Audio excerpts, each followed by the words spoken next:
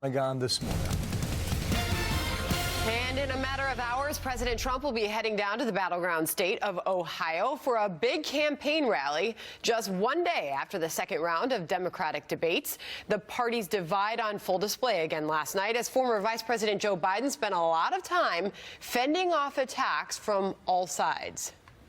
It's going to be 10 years of a transition. There will be a public plan under my plan for Medicare and a private plan. Anytime someone tells you you're going to get something good in 10 years, you should wonder why it takes 10 years. What did you mean when you said when a woman works outside the home, it's resulting in, quote, the deterioration of family? Either you don't believe it today, or what did you mean when you said it then? I came up with the It's on Us proposal to see to it that women were treated more decently on college campuses. You came to Syracuse University with me and said it was wonderful. I'm passionate about the concern, making sure women are treated equally.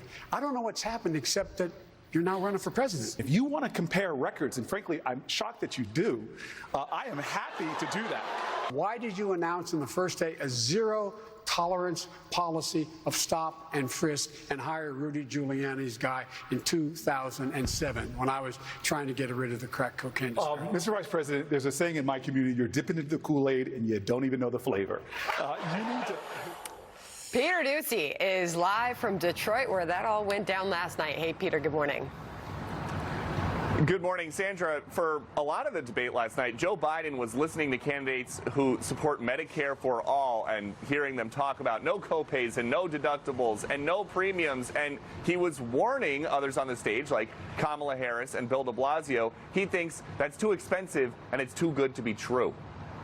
I don't know what math you do in New York. I don't know what math you do in California, but I tell you, that's a lot of money, and there will be a deductible. The deductible will be out of your paycheck because that's what will be required.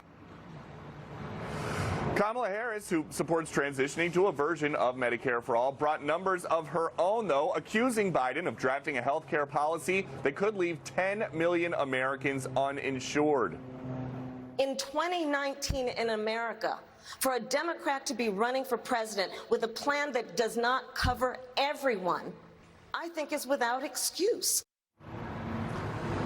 Harris was on her heels later, defending her time as a prosecutor and California's attorney general, and the candidate who had been reading the most about her record, Tulsi Gabbard. She put over 1,500 people in jail for marijuana violations and then laughed about it when she was asked if she ever smoked marijuana. As the elected Attorney General of California, I did the work of significantly reforming the criminal justice system of a state of 40 million people.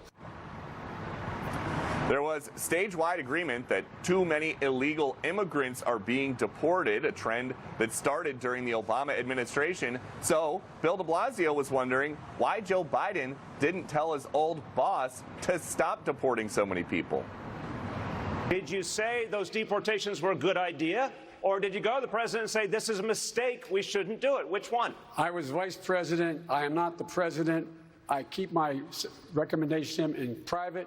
Unlike you, I expect you would go ahead and say whatever was said privately with him.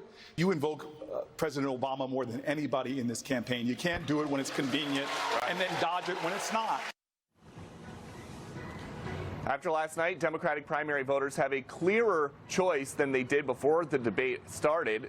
A candidate representing the Obama era, like Joe Biden, or a candidate representing the post-Obama era, basically everybody else. Sandra? What a night it was.